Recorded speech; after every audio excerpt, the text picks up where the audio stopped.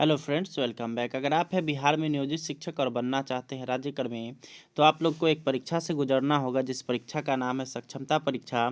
उसी के क्रम में मैं आप लोगों के लिए वर्ग 6 विज्ञान का पाठ 8 फूलों से जान पहचान का सभी संभव ऑब्जेक्टिव और कुछ महत्वपूर्ण सवाल लेकर के आ चुका हूं। आप लोग इस वीडियो को अंत तक देखिए और सारा कुछ को जानिए। इस वीडियो में मैं आप लोगों को जो पीडीएफ बताने वाला हूं, या फिर आप लोग जो है अगर पीछे जितना भी आप लोग का पीडीएफ छूट गया है सारा कुछ प्राप्त करना चाह रहे हैं और आप लोग को परीक्षा तक यहाँ पे पीडीएफ चाहिए, तो आप लोग हमारे व्हाट्सएप नंबर से जुड़िए। आपको सारा डिटेल्स डिस्क्रिप्शन बॉक्स में दिया गया है, वहीं पे मेरा व्हाट्सएप नंबर भी है। आप लोग उस पर डायरेक्ट कांटेक्ट कर सकते हैं और वहीं पे आप लोग 399 पेमेंट कर करके सारा पीडीएफ परीक्षा तक प्राप्त कर सकते हैं। इसके बाद आप लोग से फिर दोबारा फीस नहीं लिया जाएगा। तो चलिए अब हम लोग शुरू कर लेते हैं इस वीडियो को। यहाँ पे आप लोग देख सकते हैं सक्षमता परीक्षा वर्ग 6 विज्ञान पाठ 8 फूलों से जान पहचान सक्षमता परीक्षा से संबंधित पीडीएफ लेने के लिए आप लोग को नंबर यहाँ पे दे दिया गया है और पेमेंट करके पीडीएफ प्राप्त करना है। फीस 399 है, यहाँ पे आप लोग देख सकते हैं। अब देखिए पहला क्वेश्चन यहाँ पर आता है। पहला जो क्वेश्चन है वो है आप लोग का सही उत्तर को चुनिए।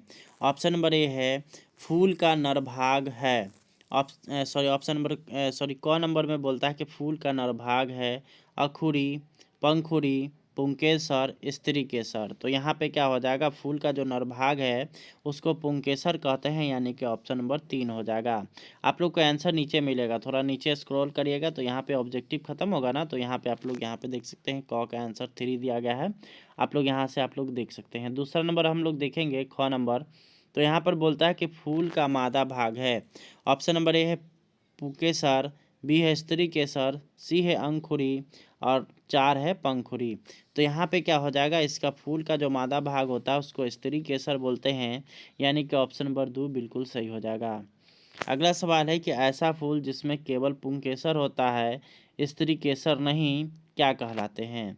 ऑप्शन नंबर हो गया आपका नर फूल, उसके बाद हो गया मादा फूल, अलिंगी फूल और इनमें से कोई नहीं। तो यहाँ पे आप लोग देख सकते हैं जिसमें केवल पुंकेसर है, स्त्री केसर नहीं। तो ऐसे फूल को जो हम लोग क्या बोलेंगे, तो ऐसे फूल को हम लोग बोलेंगे नर फूल, क्योंकि यहाँ पे पुंकेसर जो है वो नर का यहाँ पे बोध करवाता है और केवल नर जो रहेगा वो जो है नर फूल जो रहेगा उसी में केवल पुंकेसर रहेगा। अगला सवाल यहाँ पर है कि ऐसा फूल जिसमें पुंकेसर और स्त्री केसर दोनों उपस्थित होते हैं, क्या कहलाते हैं। ऑप्शन नंबर 1 हो गया एक लिंगी, 2 में हो गया द्विलिंगी, 3 में हो गया अलिंगी और 4 हो गया इनमें से कोई नहीं। तो अगर बात करिएगा पुंकेसर और स्त्री केसर दोनों जिस फूल में पाया जाता है, तो वैसे फूल को द्विलिंगी फूल बोलते हैं, यानी कि ऑप्शन नंबर 2 बिल्कुल सही हो जाएगा। अगला हम लोग सवाल देखेंगे तो यहाँ पर आता है पूर्ण फूल के कितने भाग होते हैं। ऑप्शन नंबर 1 हो गया 2, ऑप्शन नंबर 2 हो गया 3, ऑप्शन नंबर 3 हो गया 4 और 4 हो गया आपका 5। तो यहाँ पे पूर्ण फूल के अगर भाग की संख्या बात करिएगा तो ऐसे फूल की संख्या उसके जो भाग होते हैं वो 4 भाग होते हैं। आगे भी हम लोग आते हैं तो यहाँ पर आप लोग का आता है कि इसमें से बताना है कि कौन सही कथन है और कौन गलत कथन है। इस तरह का भी आप लोग को वहाँ पे सवाल रहेगा जिसमें कहेगा क्या कि इसमें से कौन कथन है, वहाँ पे बाजाप्ता वहाँ पे ऑब्जेक्टिव रहेगा। यहाँ पे हम लोगों ने इसको शॉर्ट करने का प्रयास किया है। यहाँ पे पहला चीज़ है आप लोग का कि सभी द्विलिंगी फूल पूर्ण फूल होते हैं।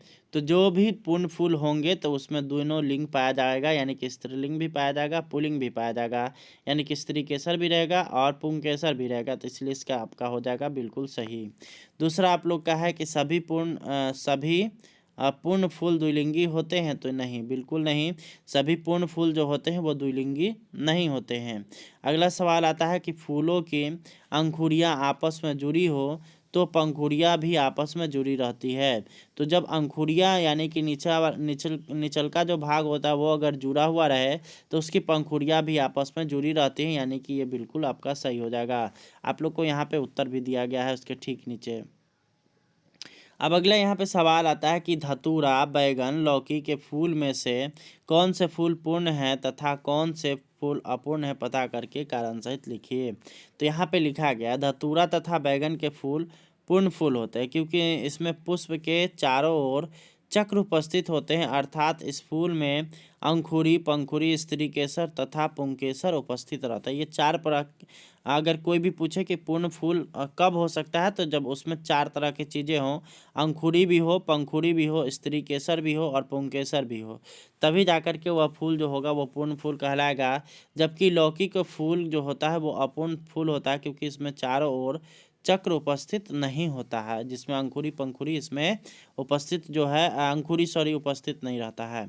अगला सवाल आता है कि क्या आपने पीपल, बरगद या गुलर के फूल देखे हैं? यदि नहीं देखे हैं तो अब इनके फूल खोजें। तो यहाँ पे आप लोग को बता दें कि पीपल हो गया, बरगद हो गया और गुल्लर हो गया, तीनों के फूल जो है आप नहीं देखे होंगे, तो इसलिए इसका ऑप्शन नंबर इसका जो सही हो गया आपका नहीं। ठीक है, अब यहाँ पे आता है अति लघु। आप लोग का पहला क्वेश्चन है कि फूल के डंठल को क्या कहा जाता है? तो फूल का जो डंठल होता है उसको कहा जाता है वृंत। ठीक है, अगला सवाल आता है कि वृंत के सिरों पर स्थित चपटा भाग क्या कहलाता है? तो जो वृंत के सिरे के पर स्थित चपटा भाग होता है उसको पुष्पासन बोलते हैं। यहाँ पे आप लोग को लिखा गया है। अगला यहाँ पर सवाल है आप लोग का कि एक फूल में सामान्यतः कितने चक्र होते हैं? तो एक फूल जो होता है उसमें सामान्यतः अगर बात करिएगा तो 4 चक्र होते हैं और चारों आपस में एक दूसरे से जुड़े हुए रहते हैं। अगला यहाँ पर है आप लोग का फूल के सबसे बाहरी चक्र को क्या कहते हैं? तो फूल का जो सबसे बाहरी चक्र होता है उसको बाह्य दल बोलते हैं, यानी कि बाहरी दल बोलते हैं। अगला सवाल है कि फूल के द्वितीय चक्र को क्या कहते हैं? तो फूल का जो द्वितीय चक्र होता है, पहले के बाद जो दूसरा होता है, उसको दलपुंज बोलते हैं। अगला यहाँ पर है कि फूल के नर जनन अंग को क्या कहते हैं? तो फूल का जो नर जनन अंग होता है उसको पुंगंग बोलते हैं या पुंकेसर बोलते हैं, दोनों बोल सकते हैं। ठीक है, अगला है कि फूल के सबसे भीतरी चक्र का नाम बताइए। तो जो फूल का जो सबसे भीतरी होता है उसको जायांग बोलते हैं। और आगे हम लोग देखेंगे तो अगला यहाँ पर आता है कि फूल के मादा जनन अंग को क्या कहते हैं? तो फूल के जो मादा जनन अंग होते हैं उनको जायांग बोलते हैं। इनको जो है यहाँ पे अंडाणु भी बोला जाता है। ठीक है, सॉरी अंडाशय भी बोला जाता है। अगला सवाल है कि जायांग में कितने स्त्री केसर हो सकते हैं? तो अगर बात करिएगा जायांग में तो 1 से 2 स्त्री केसर हो सकते हैं वहाँ पे, हर एक फूल की अगर बात किया जाए तो। अगला यहाँ पर है कि स्त्री केसर के शीर्ष भाग को क्या कहते हैं? तो ये स्त्री केसर का जो ऊपर की तरफ आप लोग देखिएगा तो इस तरह से बना हुआ रहता है ट्यूब टाइप का। ठीक है, तो उसको बोला जाता है वर्तिकाग्र। यहाँ पे आप लोग को लिखा गया है। अब आगे देखिएगा यहाँ पर आप लोग का है कि आवृंत किसे कहते हैं? तो यहाँ पर है जिन फूलों में वृंत नहीं होते हैं उन्हें आवृंत कहते हैं। अगला है कि पुष्पासन से आप क्या समझते हैं? तो वृंत के सिरों पर स्थित चिपटा भाग पुष्पांसन कहलाता है। पुष्पासन पर ही फूल के अन्य भाग एक विशेष प्रकार के चक्र में सजे होते हैं। उसके बाद है नर फूल किसे कहते हैं? तो वैसे फूल जिनमें केवल पुंकेसर होते हैं, स्त्री कैंसर नहीं होते हैं, तो उन्हें नर फूल कहते हैं। उसके बाद अलिंगी फूल किसे कहते हैं? तो जिन फूलों में स्त्री केसर और पुंकेसर दोनों नहीं होते हैं उन्हें अलिंगी फूल कहते हैं। अगला है कि यहाँ पर परागन क्रिया क्या है? यह किन के द्वारा होता है? तो पराग कोश से परागकण के स्त्री केसर पर गिरने की क्रिया परागन कहलाता है। यह क्रिया कीट, वायु या जल के द्वारा हो सकती है। तो यहाँ पे आप लोग के लिए ऑब्जेक्टिव बन सकता है कि परागन की क्रिया किन के कारण हो सकता है। तो ऑप्शन आप लोग को ये दे देगा कीट, वायु, जल और इनमें से सभी। तो आप लोग को इनमें से सभी लगा के आना है। निषेचन किसे कहते हैं? तो परागकण का अभिजांड के साथ संयोजन निषेचन कहलाता है। तो इस वीडियो में इतना ही। इस वीडियो को ज़्यादा से ज़्यादा शेयर करिए। इसका PDF अगर आप लोग को लेना है तो डिस्क्रिप्शन बॉक्स को चेक करिए, वहाँ पे मेरा व्हाट्सअप नंबर मिलेगा, उस पर आप लोग कांटेक्ट कर सकते हैं। फीस 399 रुपये रखा गया है। इसमें आप लोग को जितना भी PDF अभी तक छूट गया है वो सारा मिलेगा, और साथ ही साथ आने वाले समय में जितने भी PDF मैं डालने वाला हूँ सारा कुछ आप लोग को मिलेगा। धन्यवाद, थैंक्स फॉर वॉचिंग।